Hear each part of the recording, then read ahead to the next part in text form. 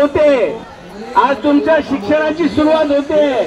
तुम्हाला तर आता राजकारणाची खुर्ची काय माहितीच नाही, तुम्हाला जिल्हा परिषदेचे सदस्य काय माहितीच नाही। आता कुठे सुरुवात सरपंच पासून कोणाची तरी झाली असेल। एखादं उदाहरण मिळतं आपल्यामध्ये की कोणी नगरसेवक झाला असेल किंवा सरपंच झाला असेल, आमदार झाला नाही, खासदार झाला नाही, मंत्री झाला नाही, मुख्यमंत्री झाला नाही आणि प्रधानमंत्री तर लांबची गोष्ट आहे। पण ते सगळे कोणाचे तर आमचे, पण आम्ही त्यांचे नाही। 2-3 दिवस झालेले सुरुवात झालेली, खूप लोक गुणगान करत होते लाडकी बहीण लाडकी बहीण। आम्हाला लाडक्या दोडक्याशी काही घेणं देणंच नाहीये, फक्त आम्हाला शिक्षण आणि आरोग्य मोफत करा बस। आम्हाला चांगलं शिक्षण द्या, आम्हाला चांगलं आरोग्य द्या, मान सन्मानाने आम्हाला राहू द्या।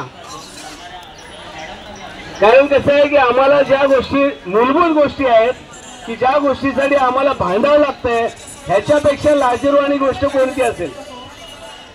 आज मोठे मोठे शाळा गेल्या लोकांच्या घशात, आम्ही शाळा मागतोय, शिक्षण मागतोय। मोठ्या मोठ्या जमिनी गेल्या त्यांच्या घशात, आम्ही राहायला घर मागतोय। किती मोठी तफावत आहे।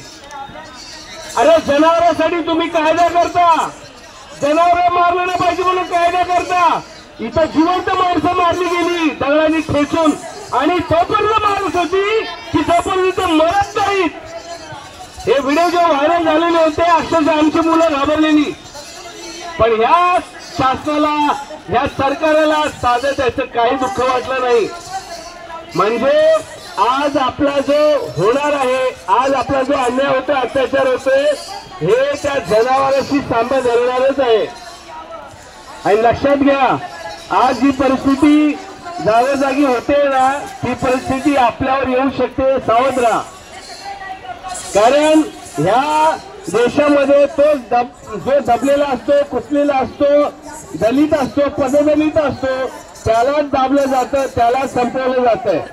कारण तुमचा आवाज हा दाबला जातोय, कारण तुम्हाला चांगलं शिक्षण दिलं जात नाहीये, तुम्हाला चांगलं घरदार दिलं जात नाहीये, तुम्हाला चांगलं आरोग्य दिलं जात नाहीये, तुम्हाला चांगलं अन्न दिलं जात नाहीये। कळलेला कुजलेला गहू तुम्हाला दिला जातो, जो गहू तिकडे डुकरं मांजरं खातात। त्यांच्याकडे एवढं सोनं नाणं भरलेलं आहे की त्याचं मोजमाप नाही। आणि आमच्या बायकोच्या गळ्यावर साधे एखादं डोरलं असतं तरी आम्हाला भूषण वाटतं। 2 ग्राम 3 ग्राम जरी झाला असेल तर तिला भूषण वाटतं की माझ्या गळ्यात एवढासा दागिना आला। पण त्यांच्याकडे एवढं सोनं पडले की त्या सोन्यामुळे त्याचा म्हणजे देशाचं कर्ज नील होऊ शकतं। पण आपल्या समाजाच्या ज्या मागण्या आहेत, साध्या मागण्या आहेत, जर सरकारने विचार केला तर गल्लीपासून तर दिल्लीपर्यंत त्यांचंच राज्य आहे। साधा कायदा करायचा होता, भटक्या मुक्तांसाठी आज कायमचा लागू करायचा होता, पण त्याची मानसिकता नाहीये। आज या सरकार जो 15 वर्षापासून चालत आलेला आहे, कधी कोणत्या कुबड्या घेते, कधी कुबड्या सोडते, पण त्या सरकारकडे आम्ही आपलं मत मांडून आमच्या चपला पण घासल्या, आमच्या डोक्यावरची केस सुद्धा गेली, तरी पण त्या सरकारला जाग आली नाही। कारण त्यांच्यासमोर जी मागणारी लोक आहेत ते हक्काने मागत नाहीयेत, तिकडे पण जाऊन ते फिकच मागतायत। आमचा हा हक्क आहे, आम्हाला हक्क मिळवून द्या। त्या गोष्टीची जर जाणीव त्यांना जर आपण करून दिली असती ना, तर आज ही परिस्थिती आली नसती।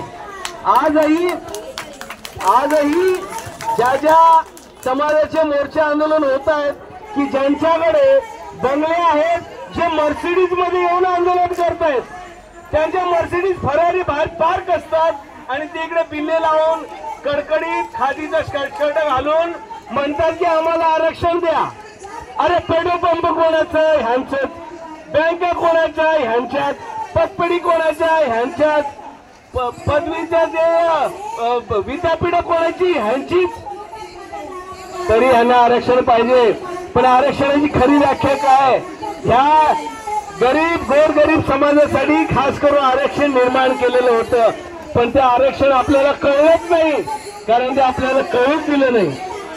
महाराष्ट्र सरकार हे पहिलं सरकार आहे की ज्याने पहिलं आरक्षण दिलं आणि ते दिलं भटके मुक्तांना।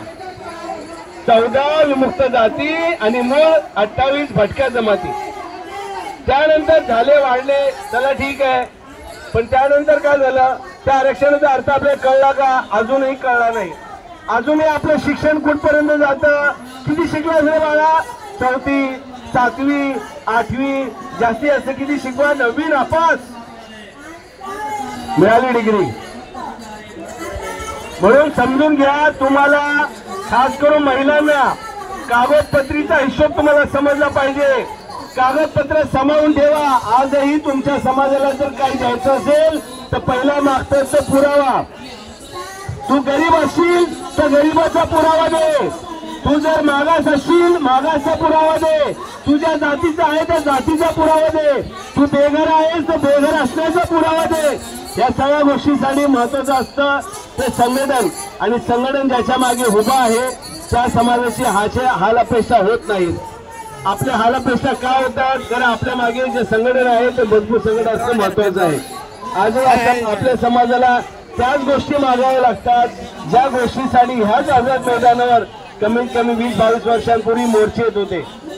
मग त्यामध्ये अनेक प्रकारचे नेते झाले, अनेक प्रकारचे कार्यकर्ते झाले, पण जो मूळ मुद्दा आहे तो तुमच्यापर्यंत पोहोचतच नाही.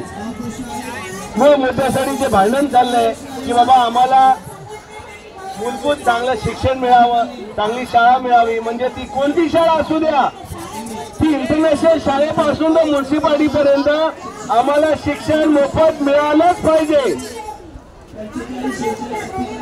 कोणते हॉस्पिटल असू द्या तिथे आमच्या समाजाच्या व्यक्तीला मोफत उपचार झालाच पाहिजे. कोणतीही कंपनी असू द्या तिथे आमच्या समाजाला काम मिळालंच पाहिजे. अशा ज्या गोष्टी आहेत ह्या